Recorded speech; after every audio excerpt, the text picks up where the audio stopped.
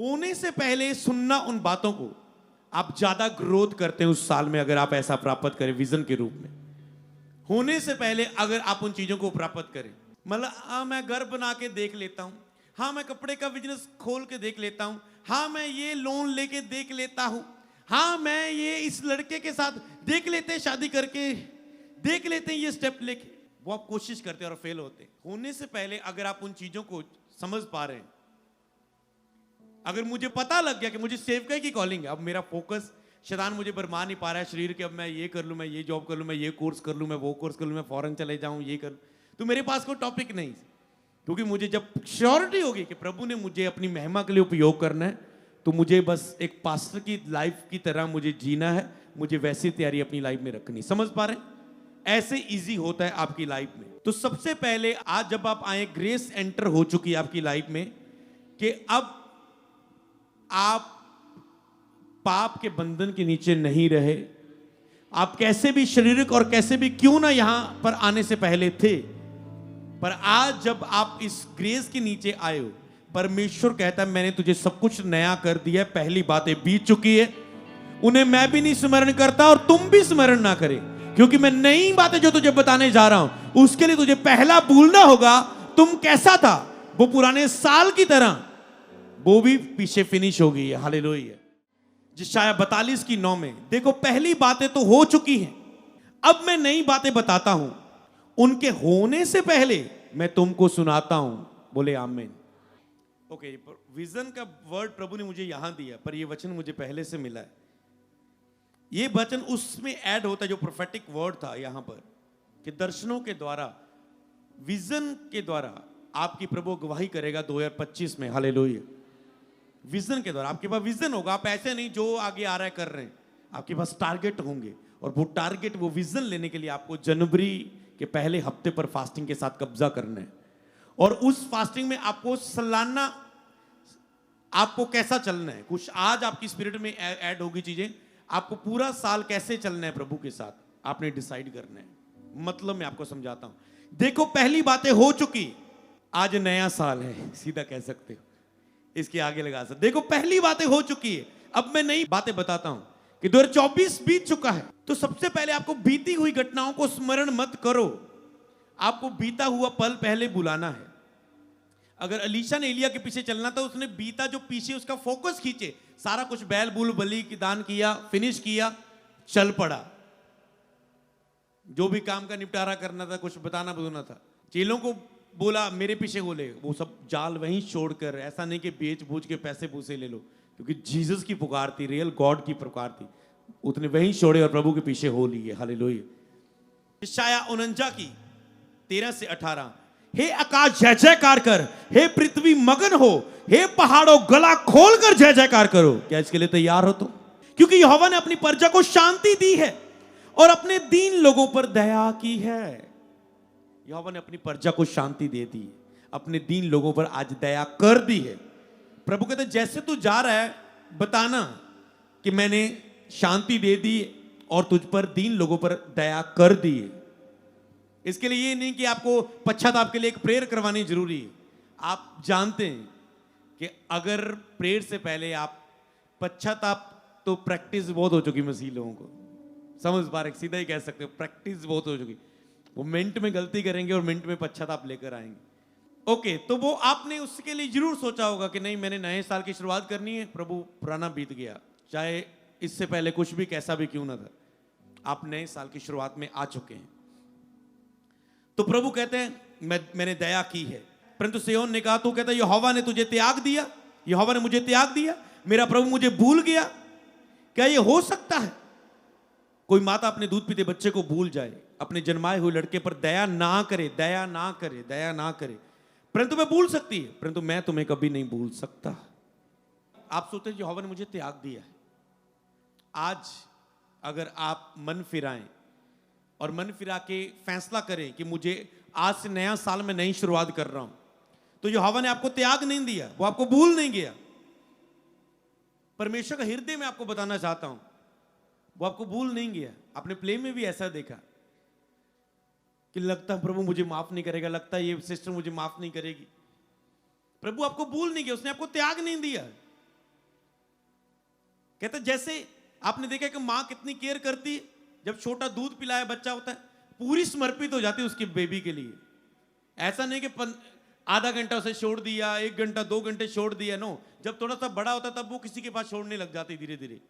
पर जब वो दूध पीता होता है, छोटा होता है, तो माँ एक बच्चे की बहुत केयर कर रही होती, पूरा समय अपने पास रख रख के उसे पालती, पूरी तरह ध्यान रखती, पूरी केयर करती, पूरा केयर करती, उसके लिए समर्पित पूरी तरह से।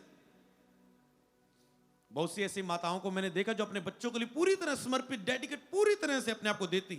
कहता है प्रभु ने कहा वो भी एक कई वक्त अपने बच्चे को भूल सकती है।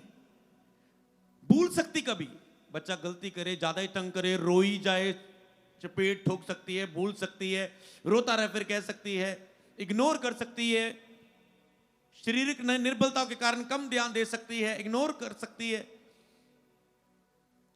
मैं कह रहा यहोवा पर वो दया ना करे, उस पर हो सकता है कभी वो दया ना करे अपने उस बच्चे पर, बहुत प्रेम करती है बच्चे से, बहुत लगाव होता है, पर फिर भी कभी कभी वो हो सकती, कहता है पर वो भूल सकती है, परंतु मैं तुम्हें नहीं भूल सकता। जैसे एक प्यार करने वाला अपनी प्रेमिका को बोलता है, वो परमेश्वर आपका प्रेमी है, आप उसकी प्रेमिका है, और वो कहता है मैं तुम्हें कभी भूल नहीं सकता।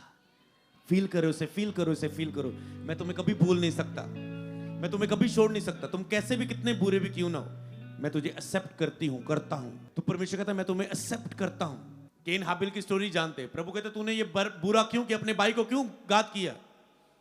कहते तो अगर पाप करे तो, बुरा करे तो पाप द्वार पर खड़ा है, शैतान द्वार पर खड़ा है तुझे कब्जा करने के लिए। पर अगर कहते तू अगर फिरे और धर्म के बलिदान चढ़ाए, अगर तू फिरे और भला करना शुरू करे तो तेरा सब कुछ बदलना शुरू हो जाएगा। ये डील है प्रभु की, समझ पा रहे? तो आपको क्या करना है?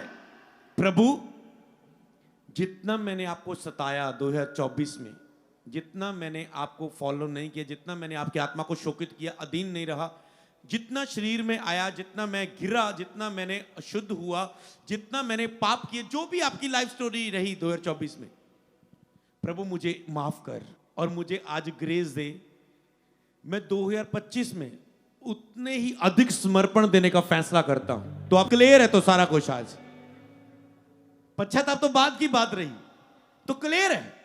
अगर तू सेट होके चलने के लिए तैयार है कि 2025 में बहुत समर्पण दूंगा, आपको पता 2025 आपको यही समझना है, बड़े समर्पण और ज्यादा मरने का अधिक है। 2024 में आपने देखा चर्च ने वो 3 दिन की फास्टिंग कभी नहीं रखी कि 3 दिन कुछ नहीं खाया, कुछ नहीं पिया। लोगों ने इस बार रखी। बहुत सी ऐसे काम हो, कभी 33, कभी कुछ, कभी कैसी चीजों में लोग गए। तो ये आप समझ पा रहे हैं? तो ये साल इससे भी बढ़कर आपको बढ़ाना है, ये समझे। जो आप नहीं कर पाए 2024 में, जिस आत्मिक चीज पर कब्जा नहीं कर पाए, वो 40 दिन फास्टिंग हो सकती है, वो 21 दिन फास्टिंग हो सकती है, वो पवित्रता में 3 महीने 6 महीने खड़े रहना हो सकता है। मतलब जो आप 24 में नहीं कब्जा कर पाए, 2025 में आपको ये लक्ष्य लेना है और कब्जा करना है, और देखना फिर परमेश्वर कैसे बढ़ाएगा आपको। हालेलुया। क्या इसके लिए आपकी आत्मा तैयार है? कहते तेरे लड़के फुर्ती से आ रहे हैं और खंडर बनाने वाले, उजाड़ने वाले तेरे बीच में से निकाले जा रहे हैं।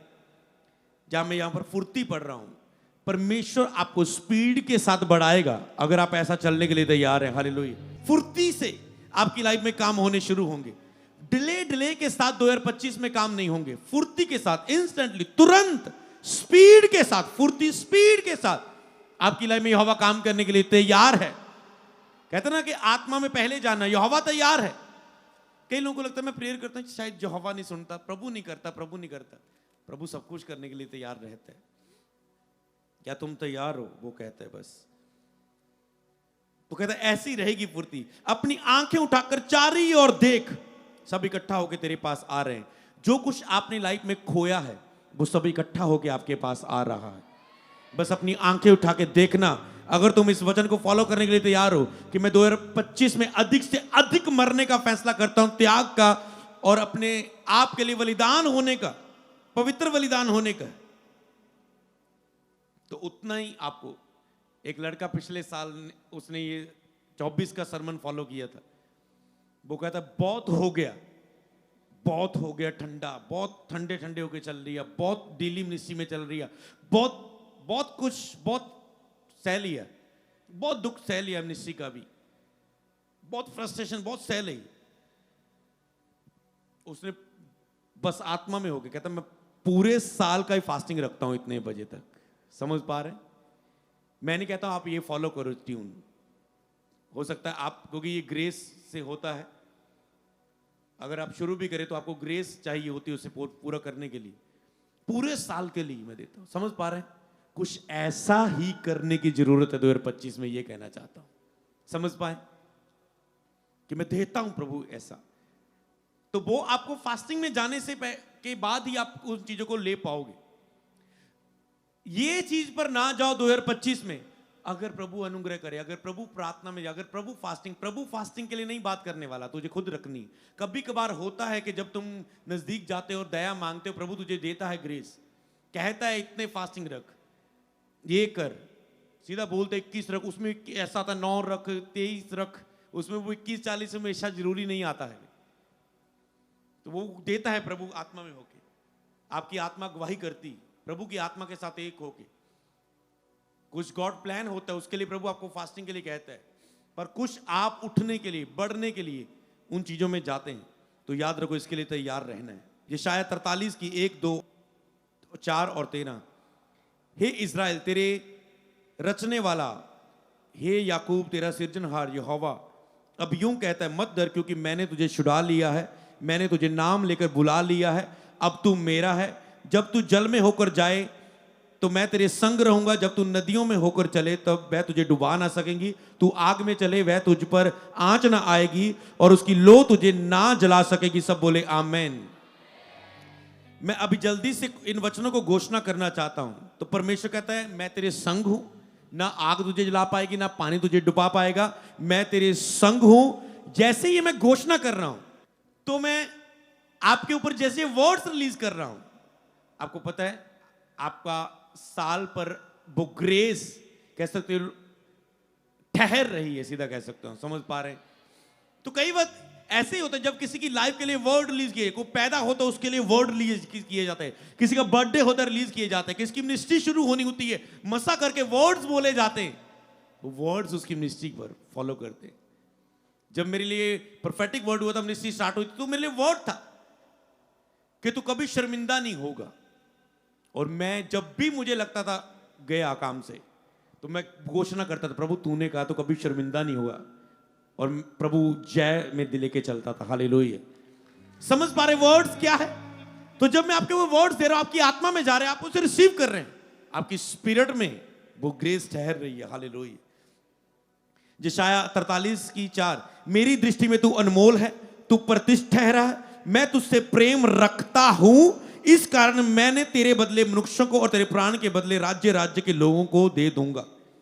मैं तुझसे प्रेम करता हूं, तो मेरी दृष्टि में प्रतिष्ठित है, अनमोल है। प्रभु की निगाह में तुम बहुत खास हो, बस अनमोल मोती, अनमोल हीरा, सुंदर से सुंदर, बेस्ट है बेस्ट। तुम काले हो, तुम मोटे हो, पतले हो, तुम गरीब हो, तुम कितने कैसे भी क्यों ना हो, प्रभु की दृष्टि में तुम खास हो, क्योंकि वो तुझसे प्रेम करता है। कहता है यशायाह 43 की 13 में, मैं ही परमेश्वर हूं, भविष्य में मैं ही हूं, मेरे हाथ से कोई तुझे छुड़ा ना सकेगा, जब मैं काम करने पर आऊं कौन मुझे रोक सकेगा। बोले आमेन। कोई उसके हाथ से आपको छुड़ा ना पाएगा 2025 में। ये मैं घोषणा के रूप में आपकी लाइफ में देता हूं। जब वो काम करने पर आए कौन उसे रोक सकता है। मत्ती 16 की 18, मैं भी तुझसे कहता हूं कि तू पतरस है और मैं इस पत्थर पर अपनी कलीसिया बनाऊंगा और अधोल लोक के फाटक इसमें प्रबल ना होंगे। जब मैं ये वचन आपको दे रहा हूं तो प्रभु ने मुझे बताया था कि 2025 में आप जीतने वाली कलीसिया होंगी। यीशु के नाम में आप जीतने वाली कलीसिया होंगी। जैसे मैं इस बाइबल में रीडिंग कर रहा था, जैसे मनन कर रहा था, तो प्रभु ने इससे बताया कि आप जीतने वाली कलीसिया होंगी। कहते हैं अदोन लोक के फाटक कलीसिया पर, कलीसिया मतलब आप सब आ जाते हैं, में प्रबल ना होंगे। प्रबल ना होंगे मतलब वो हार जाएंगे तो तुम क्या गए, जीत गए। इसलिए तुम जीतने वाली कलीसिया के रूप में मैं तुझे घोषित करता हूं यीशु के नाम में। अब ये वो प्रोफेटिक वर्ड है जो आप वचन के द्वारा रिसीव कर रहे हैं। मतलब अगर वो कहता है दोनों लोग के फाटक प्रबल ना होंगे, इसका मतलब आप एक जीतने वाली कलीसिया होंगी। इसका मतलब क्या होगा कि 2025 में आप मजबूत कलीसिया होंगे यीशु के नाम में। परमेश्वर आपको मजबूत करेगा, मजबूत वर्ड प्रभु ने दिया, आपको मजबूत करेगा। मतलब जैसे मजबूत होने का मतलब क्या है? मजबूत होंगे तो तुम जीतोगे, तो तुम जीतोगे कि जीतने वाली कलीसिया होंगी। क्योंकि कई वक्त 2024 हो सकता है आप हारे हुए हैं, कलीसिया हारी होगी कई हिस्सों में, पर 2025 में आप जीतने वाली कलीसिया होंगी। क्यों होंगी? क्योंकि प्रभु आपको मजबूत करेगा और वो ग्रेस आपको देगा यीशु के नाम में। आप मजबूत होंगे, आप शारीरिक रूप में मजबूत होंगे, समझ पा रहे हैं? शारीरिक रूप में, मानसिक रूप में आप मजबूत होंगे, आर्थिक रूप में आप मजबूत होंगे। मानसिक रूप मजबूत, शारीरिक रूप समझ गए, आप गुड हेल्थ होंगे। मानसिक रूप मजबूत, कई लोग मानसिक इतने बच्चे मन के, कई लोग उनकी मैरिज होती है, वो छोटी छोटी बातों में लड़ते रहते, 1 साल 2 साल 3 साल। जैसे वो हस्बैंड वाइफ मैच्योर हो जाते हैं, वो छोटी छोटी बातों पर लड़ना बंद कर देते हैं।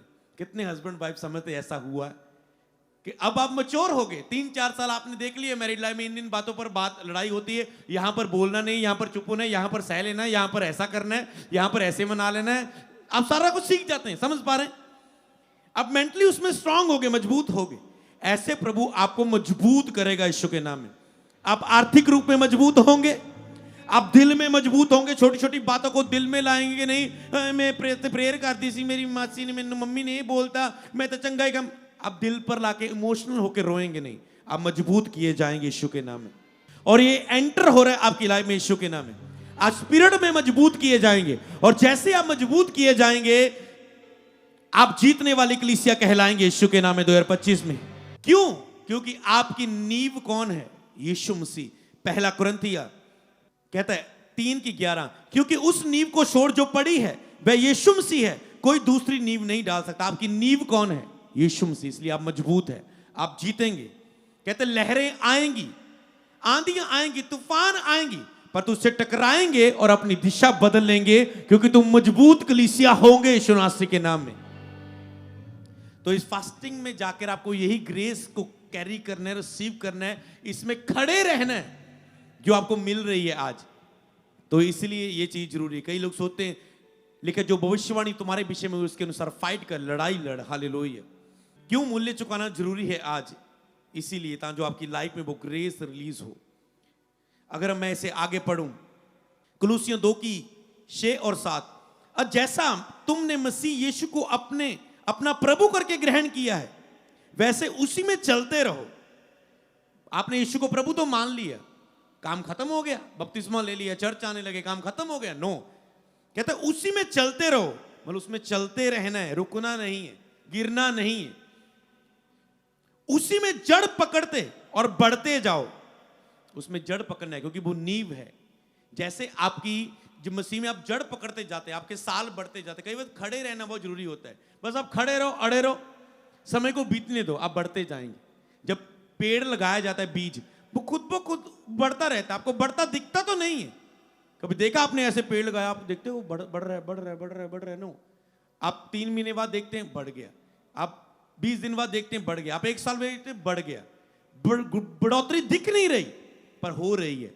ऐसे ही आपको बढ़ोतरी हो सकता है, दिख नहीं रही होती कई पास्टरों को अपनी लाइफ में, पर बढ़ोतरी हो रही होती है। पर जब आप गिर जाते हैं, तब आपको पता चलता है मैंने बहुत कुछ खो दिया। हालेलुया। इसीलिए याद रखो, खड़े रहना आपके लिए बहुत ही जरूरी है, और इसके लिए आपको चर्च बहुत जरूरी है। कई लोगों को मैं बोलता रहा अपनी लाइफ में कि खड़े रहना है, खड़े रहना है। उनको लगता है हल्की बातें, क्योंकि मैंने लाइफ देखी थी, उन्होंने देखनी थी। खड़े रहना है, यहां बचना है। पास्टरों को कहता रहा, लोगों को रहता रहा, यहां बचना है, खड़े रहना है, खड़े रहना है, खड़े रहना है, ये नहीं करना, ये नहीं करना, ये नहीं करना। और उन्हीं में लोग गिरे। ये इसीलिए अलर्टनेस आपकी लाइफ में होती है। आप सही जगह में हैं, आपको सही उस दिशा में है, इसलिए आपको अगुए को सुनना, पर्सनल रिसीव करना, वचन रिसीव करना आपके लिए बहुत ही महत्वपूर्ण होता है। पर जैसे इसलिए वो आपको खड़े रखने के लिए दिए होते प्रभु ने। अगर आप अपनी चर्च को मिस कर दिया आपने, याद रखो 2025 आपको ये चर्च नहीं छोड़नी, संगति नहीं छोड़नी। अगर आपने यहां से मिस कर दिया, तो कई बार प्रभु ने अपना अगुआ रखा होता है आपको बार बार बात करने के लिए, आपको पकड़े खड़े रखने के लिए। और जब आप उस आवाज को डिस्कनेक्ट कर देते हैं, कनेक्शन को तोड़ देते हैं, तो फिर आप उस माध्यम को खो देते हो अपनी लाइफ में। जैसा तुम सिखाए गए वैसा कहते हैं विश्वास में दृढ़ होते जाओ, अधिक अधिक धन्यवाद किया करो। कहता है विश्वास में दृढ़ होना तेरी जिम्मेवारी है, धन्यवाद अधिक किया करो। संडे मैंने बोला था कि आज की मीटिंग में आने से पहले, न्यू ईयर में आने से पहले आपको धन्यवाद करना है, थैंक्स करना है परमेश्वर का। कि कोई भी बात रह ना जाए जिसका आपने थैंक्स ना किया हो, और रियल थैंक्स आपका फिर भी नहीं निकलेगा 31 तक, न्यू ईयर तक भी हो सकता ना निकले। रियल थैंक्स कई बार आपका जब 3 दिन आप फास्टिंग में जाएंगे, आप टूटेंगे रो रो के, जब थैंक्स निकलता है, ओ प्रभु, जब उसके क्रूज को देखकर रोना आने लग गया, रूहों के लिए रोना आने लगा, और अंदर से थैंक्स निकलने लगा। जो आपके पास है आप उसके लिए नहीं रो रहे, जो आपकी लाइफ में नहीं हो रहा है आप उसके लिए थैंक्स कर रहे हैं, जो आपकी लाइफ में बहुत कुछ हुआ है। जब ऐसा थैंक्स निकलता है तो आगे आने के लिए तैयार है आपके लिए। हालेलुया। अपने धन्यवाद के काम को जरूर पूरा कर लेना अगर किसने किया नहीं। अधिक से अधिक फास्टिंग में जाकर खुदा का धन्यवाद करना, thank you Jesus, thank you, बहुत दिया तूने। हमेशा टूटे मन के साथ, कुड़कुड़ना, एक दुखी मन ना प्रभु के सामने प्रार्थना में रखो। प्रभु जितना दिया धन्यवाद, जितने मिरेकल्स कर रहा है धन्यवाद, जितने लोग दिए धन्यवाद, जितना इंतजाम किए धन्यवाद धन्यवाद धन्यवाद धन्यवाद धन्यवाद। वो कम हो जाता है, पर जो चीज नहीं हो रही उसके लिए कुड़कुड़ अंदर मन टूटा रहता है। ये आपकी बहुत सारी आशाओं को रोक देता है। याद रखो, 3 दिन फास्टिंग में जाओ, हर बात को याद करके अधिक धन्यवाद बढ़ाओ। मरकुस 11 की 22 और 23, यीशु ने उनको उत्तर दिया, परमेश्वर पर भरोसा रखो। मैं तुमसे सच कहता हूं, जो कोई पहाड़ से कहे उखड़ जा, समुद्र में जा, और संदेह ना करे, प्रतीत कर ले, जो कहता है वह हो जाएगा, तो उसके लिए वही होगा। मतलब जो पहाड़ आपके 2024 में नहीं हिले, 2025 में वो हिलेंगे और समुद्र में जाएंगे। फास्टिंग में जाके आपको घोषणा करनी है। आपने प्ले देखा, उसने घोषणा किया, हे शैतान जो मुझे प्रार्थना में रोक रहा है, हे शैतान जो मुझे सुस्ती दे रहा है, हे शैतान, हे शैतान, और सारी दुष्टात्माएं गिर गई। समझ पा रहे हैं? तो आपने ऐसे पहाड़ों को उखाड़ना है आपको, जो 2024 से लेकर अभी तक आपकी लाइफ में कमजोरियां बन के खड़ी हैं। वो लड़का, वो फोन, वो इंटरनेट, वो फेसबुक डिलीट नहीं हो रही, वो वेबसाइट, गंदी मूवीज की आप छोड़ नहीं पा रहे। वो 2025 में उस पहाड़ को आपको गिराना है, और आप ग्रेस हासिल करो आज यीशु के नाम में। वो पहाड़ जो गिरे नहीं, वो गिरेंगे यीशु नासरी के नाम में 2025 में। बल्कि आज वो ग्रेस आ चुकी है, बस आपने आंखों से दृष्टि करके देखना है। हालेलुया। मैं तुम्हें स्वर्ग राज्य की कुंजियां दूंगा, जो बांधेगा तुम वो स्वर्ग में बंधेगा, जो तुम खोलेगा वो स्वर्ग में खुलेगा।